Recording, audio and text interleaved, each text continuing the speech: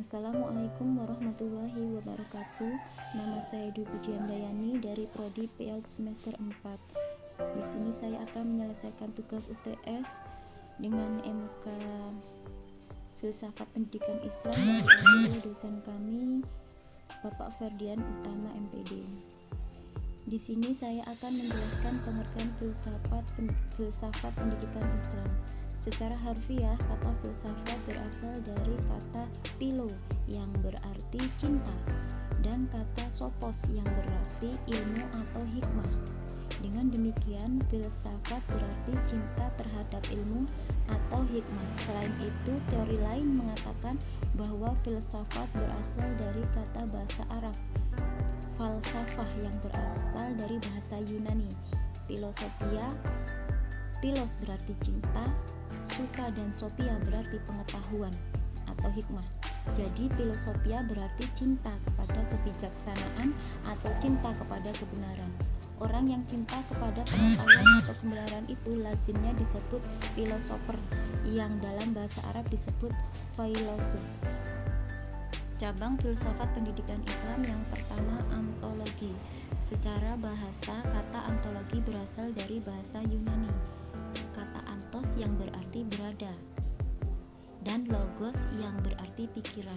Dapat disimpulkan ontologi adalah ilmu yang mempelajari identitas atau hakikat segala sesuatu, pengetahuan yang ada untuk mengetahui kebenaran. Yang kedua, epistemologi. Secara bahasa, epistemologi berasal dari bahasa Yunani, yaitu kata episteme yang berarti pengetahuan. Dapat disimpulkan bahwa epistemologi adalah mempelajari tentang bagaimana kita memperoleh pengetahuan dan harus dapat dibuktikan atau sesuai fakta. Yang ketiga, aksiologi. Aksiologi adalah ilmu pengetahuan yang menyelidiki nilai maksud dari mulai di sini adalah tidak ada batasan aksiologi dalam dunia. Filsafat itu ada dua, yaitu etika dan estetika. Etika adalah bangunan yang sumbernya dari Al-Quran dan hadis. Semuanya menganut agama itu benar, sudah pasti benar, dan begitu sebaliknya. Sedangkan estetika adalah ilmu tentang pengetahuan. Ruang lingkup filsafat pendidikan Islam. Secara umum, ruang lingkup pembahasan filsafat pendidikan Islam ini adalah pemikiran yang serba mendalam, mendasar, sistematis, terpadu, logis, menyeluruh, dan universal mengenai konsep-konsep yang terkait dengan pendidikan atas dasar ajaran Islam. Konsep-konsep tersebut mulai dari perumusan tujuan pendidikan guru, metode, lingkungan, dan seterusnya. Kegunaan filsafat pendidikan Islam. Omar Muhammad Al-Waduni Al-Saibani misalnya mengemukakan 3 manfaat dari pembelajaran filsafat pendidikan Islam tersebut sebagai berikut.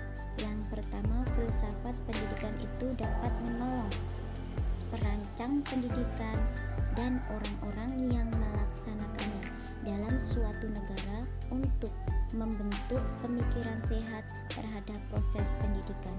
Yang kedua, filsafat pendidikan dapat menjadi azas yang terbaik untuk penilaian pendidikan dalam arti yang menyeluruh.